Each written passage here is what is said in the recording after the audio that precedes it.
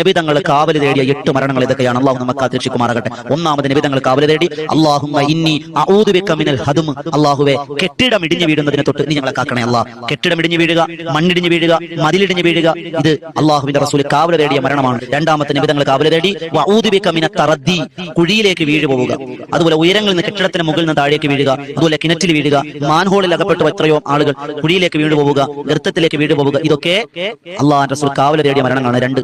മൂന്നാമത്തെ നബി തങ്ങൾ കാവൽ തേടി വഊദു ബിക മിനൽ ഗറഖ്, ഗറഖ് എന്ന് പറഞ്ഞാൽ മുങ്ങി മരണം, വെള്ളത്തിൽ മരണപ്പെടുക, വെള്ളത്തിൽ വീണ് മരണപ്പെടുക. എത്രയോ ആളുകൾ മരണപ്പെട്ടു പോയി. അവിടെ അള്ളാഹിന്റെ ഖദർക്ക് അള്ളാഹിനെ തടയാൻ നമുക്ക് പ്രാർത്ഥന കൊണ്ടല്ലാതെ കഴിയൂലാന്ന്. എത്രയോ ആളുകൾ വെള്ളത്തിൽ വീണ് മരണപ്പെട്ടു പോയി. അള്ളാഹു നമുക്ക് കാത്തുരക്ഷിക്കുമാറാകട്ടെ. ആരൊക്കെ നമ്മുടെ കുടുംബത്തിൽ മരണപ്പെട്ടിട്ടുണ്ടോ അവർക്ക് ഷഹീദിന്റെ കൂലി കൊടുത്ത് അനുഗ്രഹിക്കുമാറാകട്ടെ. വൽ ഹറക്ക്, നബി തങ്ങൾ ദുആ ചെയ്തു തീപിടുത്തത്തെ തൊട്ട്, അള്ളാഹുവേ തീപിടുത്തം, വൽ ഗറഖ് തീപിടുത്തത്തെ തൊട്ട് അള്ളാഹുവിന്റെ റസൂൽ എന്ത് ചെയ്തു? ദുആ ചെയ്തിട്ടുണ്ട്. വൽ ഹറം, വളരെ വാർദ്ധക്യം ബാധിക്കുക, കിടന്ന കിടപ്പിൽ മലമൂത്ര വിസർജനം ചെയ്ത് ഭാര്യയും അല്ലെങ്കിൽ ഭർത്താവും കൂടപ്പറപ്പുകളും മക്കളൊക്കെ ഒന്നും മരിച്ചു കിട്ടിയെങ്കിൽ കൊള്ളാമായിരുന്നു എന്ന് വാർദ്ധക്യ സഹജമായ ആളുകൾ അതിനെ തൊട്ട് നബി തങ്ങൾ കാവൽ തേടി എന്നാണ്.